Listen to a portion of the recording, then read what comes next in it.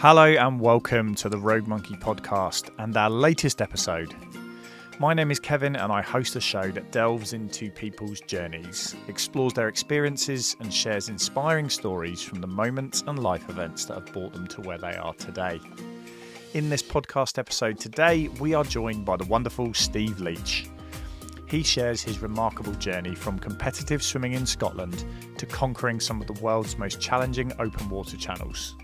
He discusses overcoming addiction, the importance of community, mental resilience, and how facing life's challenges with a growth mindset can lead to extraordinary achievements.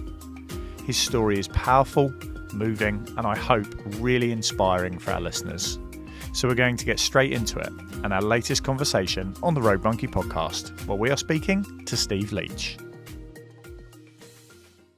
Hello, Steve, and welcome to the Rogue Monkey podcast. How are we doing? Fantastic. Thanks for asking. How are you doing today? Really good. Really excited. Yeah. I don't think I've had a swimming story with so many different threads to it. So I'm really looking forward to exploring all of those over the next 30 to 60 minutes. But I guess, do you want to give our viewers, our audience, our listeners out there just a bit of a potted history and kind of introduce the journey that's taken you to where you are today? Sure. Just, well, I'm originally from Edinburgh, Scotland. I swam for a Warrender swim team from, we were just saying, from about 1989, 1990 to 1991. As you can tell by my accent, I have lived in America since, 1998. I went to college 91 to 95. So been over here quite a long time because I found out that the weather's way better, in South Carolina than it is in the UK. But,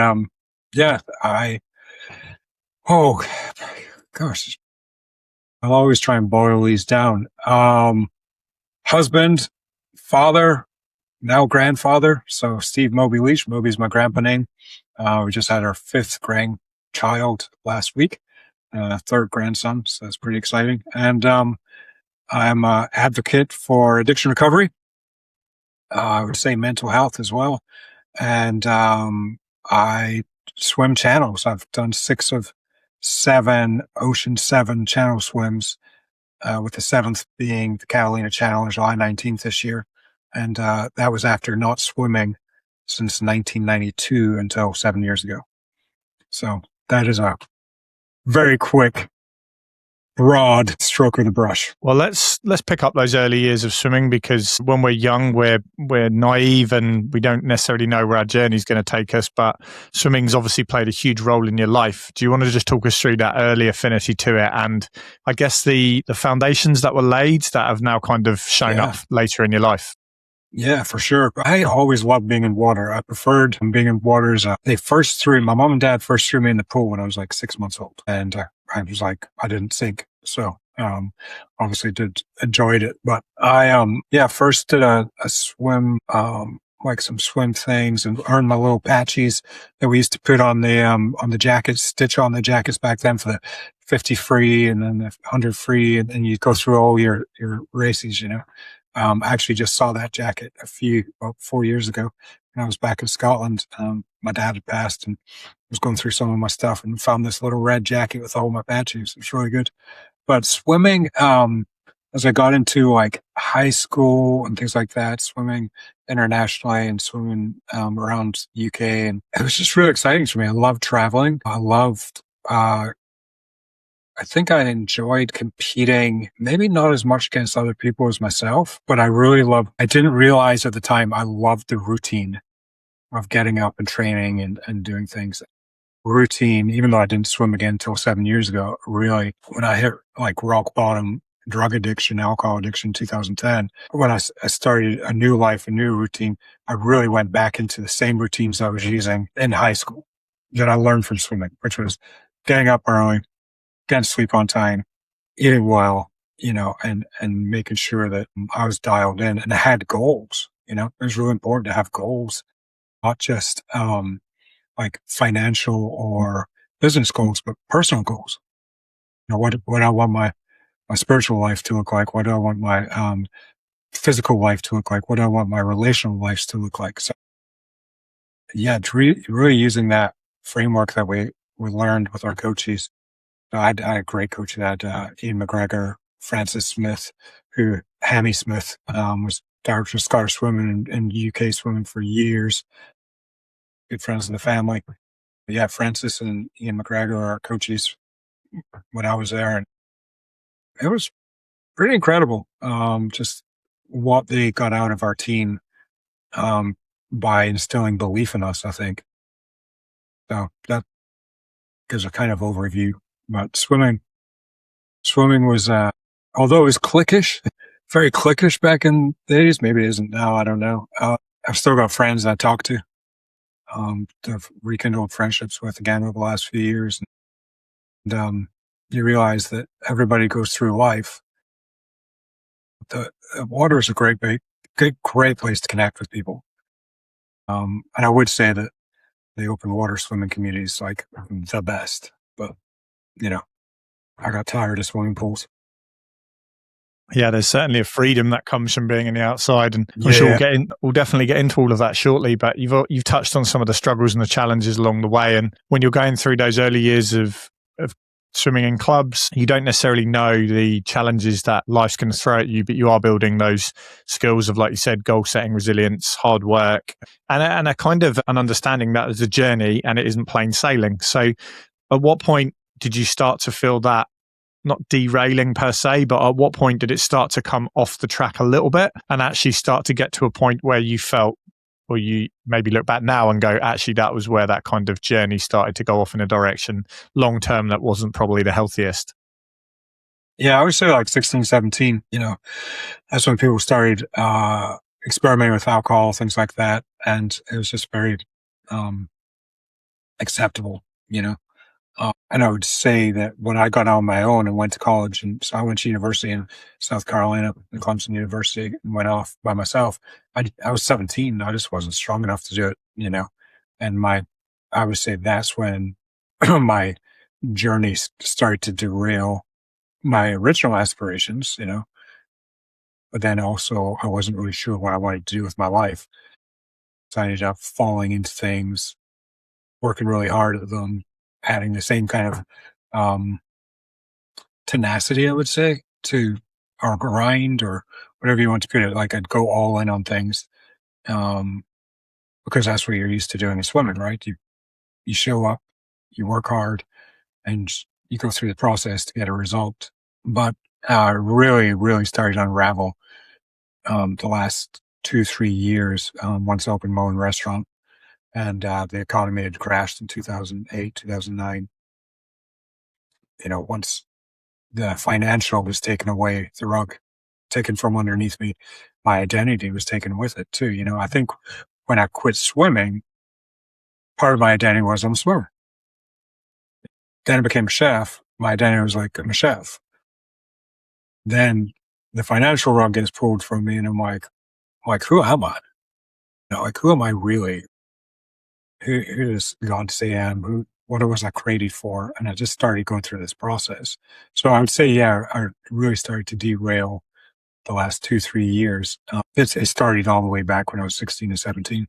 So like almost 20 years. It's fascinating because not at all levels, but certainly a lot of levels of sport. Swimming's obviously quite an intense sport, but in many sports, when you step away from being an athlete or you change direction per se, there's a process of loss, grieving, refinding your identity. Actually, that opens the door for other stuff to creep in and those sorts of things. But on the flip side of that, there's also the foundations and that community there to help you find your way back out of that place. So at what point do you feel like it got to a point where you actually changed direction significantly in the positive sense and actually went, we are going to turn this around? Because for a lot of people, it can actually become they've got the people nearby and around them, but they don't necessarily have those tools, those skills, that environment to start to bring themselves out of that downward spiral. Yeah. So it was 2010, October or September 2010, and I found myself at the end. I was like, I'm either going to end up dying in a couple of weeks or like I'll be going to be in jail for the rest of my life, And for me, that's when I gave my life to the Lord. I said, okay, Lord, I'm done running. I'm trying to do this myself. And my faith community came around me, my parents' faith community and our friends that I'd grown up with. then it wasn't until, I started really getting involved in the swimming community, as I said, about 7 years ago, to kind of wrap this question up, like community coming around, and this could be hard. So like 2 weeks ago, I had to have an ultrasound and CT scan because I found a mass on my neck, and just found, they think it's a malignant mass. Yesterday I was getting a double biopsy, but it was amazing over the last couple of weeks to be, like, I told my master swim team that I'm training with, and they just come around me. Like, they're like, whatever you need, we're praying, like we're swimming this morning. And it's just like, we're not talking about it all the time, but they know, and we're just able to swim. But I've also got, from the Ocean 7, I've got relationships around the world with, people in New Zealand and UK and still friends in Scotland, all coming around and saying, hey, we're with you in this journey. And, it's incredibly important to surround yourself with the right people. And that was something I didn't fully learn or appreciate or understand when I was in my teenage years swimming. I was just surrounded by swimmers, right? That was like your embedded community. So when that rug was pulled away and I quit swimming, I didn't have that community. So I just went searching for community, and I found myself in very fringe areas. So to fast forward to today and have these incredible groups of people that are around me, not my faith community, my swimming community, my open water swimming community, it's unbelievable. But I think that's the power of, having the right people in your circle, right? 100%. And I do a lot of sports talks for parents, and I talk about the fact that their children are surrounded with people that many of them will be there on their darkest days, on their wedding day, on, every aspect of their journey, the highs and the lows. Many of the swimming connections they have will be with them along the way, whether that's personally or professionally. So when you look back now, obviously, there's that kind of been that redemption arc and stepped, many years away from that and found that kind of positive path now. When you look back, what were some of the key moments or people that really stuck out to you as, that was a real kind of turning point for me, that person, that conversation? Was there moments like that for you? Yeah, sure. There's lots of conversations along the way. So addiction, breaking addiction, I consider to driving on a motorway. I'm going to use motorway, not highway, because in America we call it highway. On the motorway. So you always have exits, right? Where you can get off the motorway. And addiction's like a motorway. You have lots of exits along the way where you can actually get off. And there's people speaking into your life, people giving sort of negative information that you're like, not quite ready to hear that, but I appreciate that, But once you exit and get off, then all of these insights come flooding back to you. You're like, oh, that's what he meant by that. Now I can implement this into my life. One of the celebrities that used to cook for his best friend told me one time, he's like, Steve, you'll do anything for anyone that will help you back. And I'm like, well, that's good, right? I help people. And he goes, no, you need to be helping people that can't help you. And I was like, oh.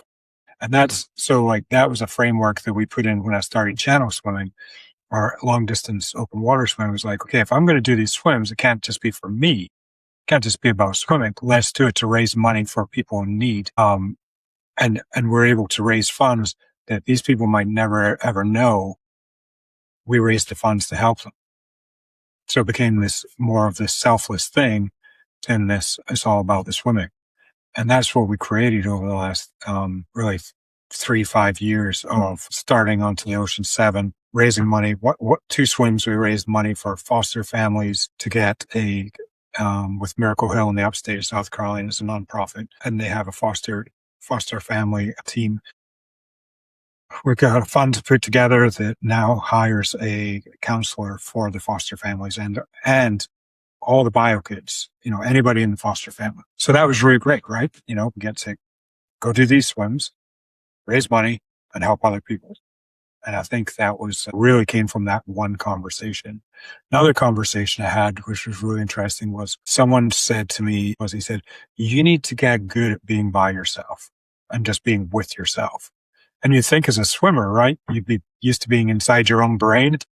But to be honest, in training in the pool, it's a lot more fast paced, go. But you get out in a 5, 10, 12, 25, 28-mile swim where you're feeding every 35 minutes, 45 minutes, you're inside your head a lot by yourself. So you have to actually get to know who you are, maybe even like yourself, because you're going to spend a lot of time in your own brain. But, so you pick up these tidbits along the way, and then it's, okay, how am I going to apply this to my life? I think there's a really interesting piece in there of that balance between community and people around you. On the flip side, being comfortable in your own space and in your mind. And you touched on the seven swims a few times now, and there, if you're not from the swimming community, for our audience, it's a collection of some of the most challenging and insane, even by my swimming lens, challenges out there around the world. So do you just want to just give a bit of context for the people out there around what that actually is? Yeah, absolutely. So the Ocean 7 was designed by Steven Moby, who's a friend now, just a really great guy. But he kind of looked for 7 channels around the world that were just iconic and had very big currents, big water. So the first one is probably the Everest of the channel swims, is the English Channel, from English to France. So that was my first real cold water swim. It was pretty tough, jumping off a boat at 2:00 in the morning and into, it was just primal, the way the wind was splashing and everything. But English Channel was the first cold water swim I did. The actual first channel I did was Molokai to Oahu in Hawaii. That's the Kauai Channel. That's 28 miles. Then you've got the Tsugaru Strait in Japan, from northern Japan to Hokkaido. The Cook Strait in New Zealand, North Island, South Island, North Channel, Northern Island, Scotland. That one was very cold. Strait of Gibraltar, which we just swam, I guess, 3 weeks ago. It's from Spain to Morocco. And then the last one is Catalina Channel, Catalina Island, California to San Pedro-ish, California. The swims range from, I think the shortest one was Gibraltar, it's 9 miles, all the way up to 28, with most of them falling around 20 miles. It's really hard to get our heads around that, because I think there's people who hear that who maybe don't swim or go to a swimming lesson and go, well, one length of the pool's 25 meters. How does that sit? So just like, what's been your longest swim in terms of time?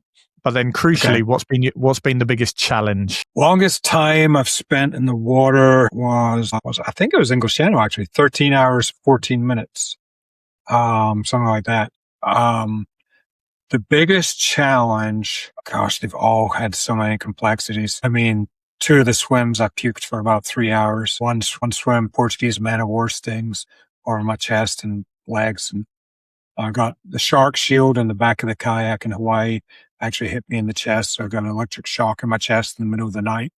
That was kind of scary. I've almost been hit by a boat on almost every swim, whether it was a sailboat, a fishing boat, or my own boat. I had real stomach issues on another swim, but the cold. So I couldn't even say which one was the most.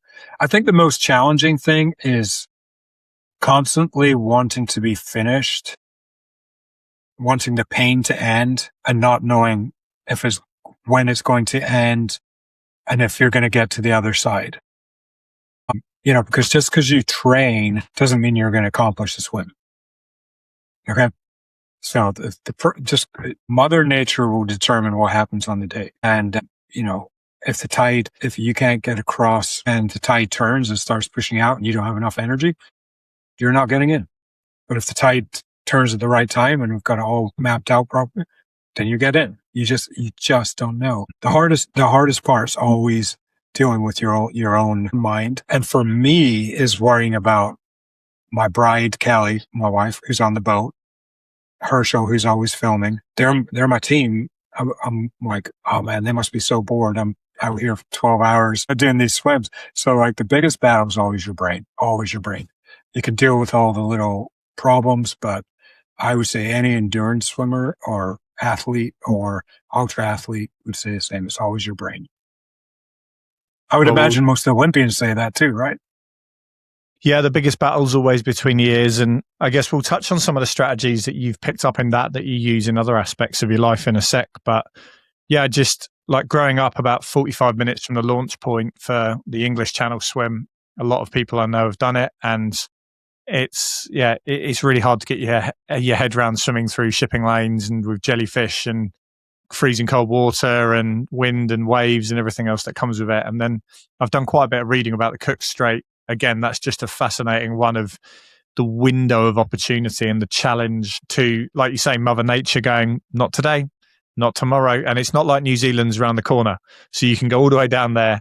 You might have a 1 week or a 2 week window. And for 2 weeks, the wind goes, nope, not happening. And we snuck out. This is great. We snuck out one morning on my window for the Cook Strait.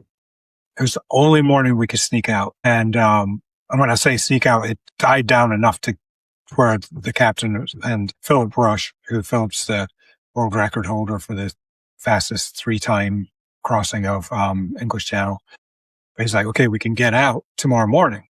Well, that night I'm staying with Grania, the most incredible channel swimmer, and she proceeds to tell us that the shark rule, which they have for the Cook Strait, has only been used once, and she was the one that used it. So if a shark starts circling you, you're allowed to get onto the inflatable boat. They turn off the engine. And you can sit there and float on the boat for up to 10 minutes while they try and get the shark out of there with the bigger boat. And then you either have to get back in the water or you call it quits. And she goes, I'm the only person that used it, so that's my record. I'm like, you can have it. I do not want that to be the second one. But we snuck out on the Cook Strait, and it was pretty good going for the first half. And then the waves picked up to like 3, I saw 5-footers out there in the middle that just pushed me north. And they had said to the team, look, we're not going to tell him, but he's just going to have to swim for 4 hours because he's not going to get across the middle to the other side until the tide changed. So I swam I went straight up the middle of the Cook Strait for 4 hours until the tide changed and pulled me in. And you're constantly looking and seeing land. And you're like, well, we'll just go. We're not getting any closer, But Cook Strait was massive. It was so hard.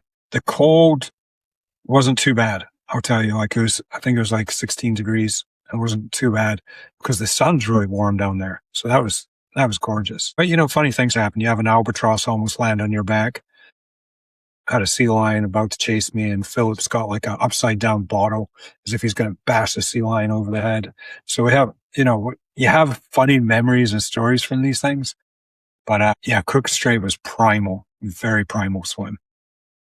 And so few people in the world have actually managed to complete it because of those challenges, right? And it's, I guess, I know you've still got one more to do, but you've had some incredible experiences across these 6. And when you look back on the life lessons, like you say, the experiences that you've had, what wisdom do you extract from it that our listeners can go, okay, that's something I can apply in my day-to-day life? Yeah, I think the biggest thing I've learned is do something hard every day. Do something hard every day and make it a little bit harder than the day before, or at least over weeks and months, make it harder. So you're just stretching yourself a little bit. If you stretch yourself a little bit every other day, every week, every month, over a year, then you'll be surprised at the end of the year how much stronger you are. And it just gives you that little bit of confidence. Like, can I stay in the plunge tub, say 10 degrees? Can I get in the cold plunge tub at 10 degrees? Can I stay in for 6 minutes? Can I stay in for 6.5 minutes? Can I stay in for 7? Can I stay in for 10? I've stayed up to like 25 minutes, a very cold temperature. But in the beginning, I'm struggling to make it to 6 minutes. Never mind 1 minute. So just do hard things. So one thing we learned about our marriage was when we do hard things together, because Kelly's my support on this one, it helps us learn how to communicate under pressure. So like when this malignant mass shows up in my neck, I immediately start talking about it and saying, hey, I think I've got something growing in my neck. I think, it's coming in. I didn't just like brush it away. I immediately was like, there's something different, something wrong here. And I learned that from the channel swims. The first couple swims, I'd be really sick and I wouldn't tell anyone because I'd be worried that they were going to pull me out instead of communicating to the team so they could try and solve the problem. So that was when we did debriefs after the swims, we learned this framework of like, as soon as there's a problem, communicate it. And I think the adage of bad news doesn't get better over time. So communication, do hard things, communicate quickly and effectively. And then number 3, and this is our circle. When we first started this journey, it was very small. There's very few people around, and it's the same circle that's really tight around me now. But your circle really, really matters. The ones that are going to cheer you on. Like, I'm cheering everyone on. Like, you say, hey, I want to go do this really huge thing. I'm the guy that's like, okay, let's go. How can I help? There's a lot of people like, well, I don't know if you should do that. Like, they poo-poo your goals and dreams. Make sure you're around people that are like, when you bring up a goal or a dream, they're like, absolutely, I'm all in and cheering you on, or I'm all in on helping support you do that. Because I think that kind of community that pushes one another, is really, the growth community is just a healthy one to be a part of. I want to lean into that a little bit more because this concept came up on one of our previous episodes of fountains and drains and becoming the 5 people that you spend the most time with and who you choose to surround yourself with. And obviously that's really enabled a big part of your life in terms of navigating some really challenging things, whether that's from the substance challenges, whether that's going through training as a sport, whether that's the open ocean challenges, whether that's the health challenges you're currently facing. You always lean on those people around you, right? So what are the core elements that you have when you put that, let's call it the home team together? What does that look like for you? So if I look at the guys around me, that's interesting. So yeah, that's really interesting. I don't know that I put them together consciously, but it's who's come around me. And if I had to analyze, so one guy, he's a very, I tell him about the health thing. He's like, okay, well, you're still going to swim kind of leaner, right? I'm like, absolutely. That's it. My wife's we're going to do Catalunya and we'll deal with this after. I was like, that's right. But there's another friend who's like, do you think you need to take care of your health first? Or do you, like, he's asking more of a question to make me think. And I was like, well, what do you think the answer is? I said, am I going to live with regret or am I going to, like, for me, I've come this far. It's just one more problem to deal with. Just like, no matter if it's sickness or whatever. So it was good that I've got the guy who questions. I've got, people who are pedal to the metal, as we say over here, like foot to the floor on the floorboard in the car, accelerate, let's go. And then you've got the people who question. You've got to have different skill sets. Kelly's incredible at just like detailed plans and spreadsheets and making sure that packing lists, things like that. Whereas I'm more like, okay, I'll take a cap, goggles, and a pair of, cap, goggles, and a swimsuit, and let's go. She comes along and is like, okay, we've got a checklist for everything. But now I don't have to worry about it. Like, the bag's already packed from the last swim because we've got a checklist. We go through it, we fill everything up, we repack it. I don't have to think about it again. I just go to the next swim. So I have someone that's really good at forward thinking and planning. Coaches I think people probably feel like they're stuck with coaches, but the best coaches are the ones who not only believe in you, but help you believe in yourself. And I've really put a strength coach and my swim coaches. They're just great. They believe me and they help me believe in myself, so that's always good. But most of it, open water, I've done myself. I don't know, I've never really consciously put a team together, but the ones who have stuck all have their. There's an element of gravity, right? We don't create gravity, it's just there. And I think by who we are and how we choose to live our lives and our view on life and our, whether you want to call it energy we're giving off or the aura around us, you tend to attract those people and then push away people who don't necessarily align to that. And I don't know that you push away people, but people just drop off. There's actually a couple of people it's funny because when I'm like, okay, I'm going to bring up this goal. And I know exactly what they're going to say. And it's the opposite of what I'm going to do. But it's confirmation. If they actually agreed with me one time, I'd probably be like, that's interesting. Well, let's talk about this.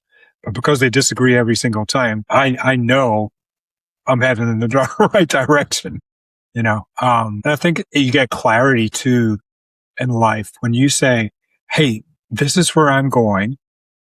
This is what I'm going to do. I'd love you to be a part of that.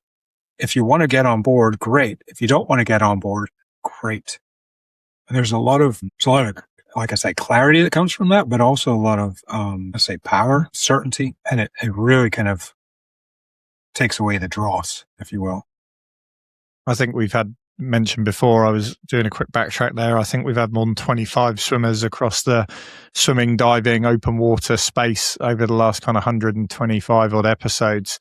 And they've all been impacted in different ways, right? But this nature of finding a goal, surrounding yourself with the right people, guidance from your coach, and also the word coach of actually, yes, we might have an actual swimming coach, but actually there's quite a few people in our life who are those coaches. They give us that advice, and people that perhaps you may not have been coached by for many years that still fit into your life. And that's certainly something that I look at.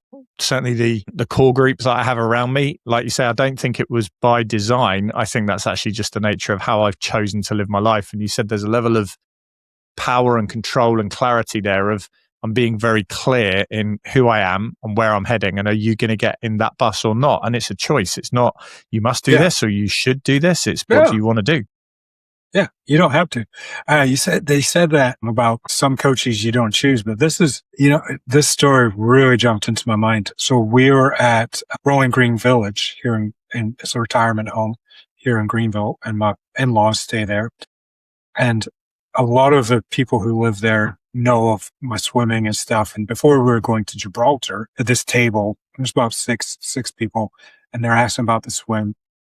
And one guy turns and he goes, well, what are you going to do once you've finished all 7? And Kelly kind of jokingly said, well, he'll be done after that. And he just looked at him like, you let him swim. He's got a talent. And she goes, oh, no, I will. And it was kind of this thing where I was like, wow, this guy's never seen me swim. He only knows some stories, but he's saying at the end of his life, 85 to 92, somewhere in there. And his words to me are like, you let him swim. And it's because I think also they know we're doing it to raise money for the addiction recovery community. Like, it's not just about swimming. And that was an incredible moment for me, because I was like, you just don't want to get to any part of your life where you've taken it for granted. And especially with a looming cancer diagnosis that I've got right now. Like, don't take this breath, don't take this day, don't take this talent for granted. And I think so often we get stuck in this loop of subconscious living instead of just like going all in, whether it's helping someone, serving someone, being an encourager to someone, doing something in your own life that you've always wanted to do. Like, don't wait for tomorrow. Wait till you're in the retirement home and you've got all these stored up regrets, because that might have been why he was saying that. I don't know why he said it. I didn't ask him, but maybe he's sitting there going, man, I wish I'd done something like that, or I wish I had done the thing I wanted to do and I didn't. And then I think there's a level of perhaps fear in modern society of failure to get towards a goal and those sorts of things. And I think you've shown on many occasions I am going to do this. And I say to kids very often, shoot for the stars. If you miss, that's fine. You're still going to get further and move closer to whatever your ambition is by just stating it and actually committing to it. And when you look at all of these things, they haven't happened by chance. You've looked at them and gone, I am going to do that. I'm going to put in the work. I'm going to take myself there. And that's something that I think every single person out there can take something from, because when you sit and have a conversation with anyone, complete random people, and talk about their week, their month, their year, and what they're looking forward to and what their goals are, for some people, it becomes quite obvious that they don't actually have a thing that they want to do, that they're aiming towards. And it's going, that's okay to now. But looking forwards, Go and put a stake in the ground. Go and pick something. And it's not saying you have to do it, but actually just by putting it out there that, I've got something I really want to do or try or challenge myself for, like you said, do something. Just go out there and have a go. Or take a dance class. Go read. I want to read this book. I've never read this book. Okay, go read it. Right? But the thing is, you said put a stake in the ground. Write it down. Write it down. That becomes a contract. And if you break a contract with yourself, then you start to look at your own integrity. But the thing is, failure's a beautiful teacher. I got failed all the way through my life. Even on the Ocean 7 challenge, I've failed. Like I had come up with a plan of how to do all 7 in 7 months. And then a guy turned around and did them in 6.5 months, and I couldn't raise all the money to do them in 7 months. So I didn't do it. So I'm going to finish in about 3.5 years. I'm going to finish the Ocean 7. It's just not going to be the original plan. The first North Channel swim I did, I swam for 10 hours and then quit. There's a whole story around it and all this. But I failed. I did not make it to the other side. And I had to go back a year later. And I swam it about 6 weeks after Japan last year and completed it. And by the skin of my teeth too, because I swallowed so much salt water and had really bad stomach issues. So I think the word failure is such a taboo word because everybody wants to put on this perfect mask or perfect persona, or you've got it all together. Well, man, I'm sitting here. I've been divorced. I've recovered from drugs and alcohol. I've basically been bankrupt. Got remarried. We've got a blended family, 6 kids. And I just had dinner with my son last night, who's 17. And I hadn't seen him since December 14th, 2024. He lives a mile away from me. Like, you want to peek behind the curtain. We've all got stuff in life. But you can go out and you can try something. And it's okay if it doesn't work, but at least you tried. And the people who are going to try and use your past against you, their opinion doesn't count. The people who are looking for you to fail and be like, I told you so, their opinion doesn't count. The people who are cheering you on, their opinion actually doesn't count either. It's what do you think of yourself? Do I feel better because I at least tried? Am I willing to try something else? Don't just surround yourself with yes people. Really surround yourself with people who are going to go, you know what? I'm with you no matter what. That's what you're looking for. My brain's jump into, I'll probably butcher it, but the Michael Jordan quote that's been relifted into the world's psyche after that documentary he did in 2020 and talked about failing over and over again in his life. And that's why he succeeds. And it's as simple as that. And growth and development of a human being, children stumble and fall so they can learn to walk. That is inherent in the process. I talk about that all the time. Yeah. So I heard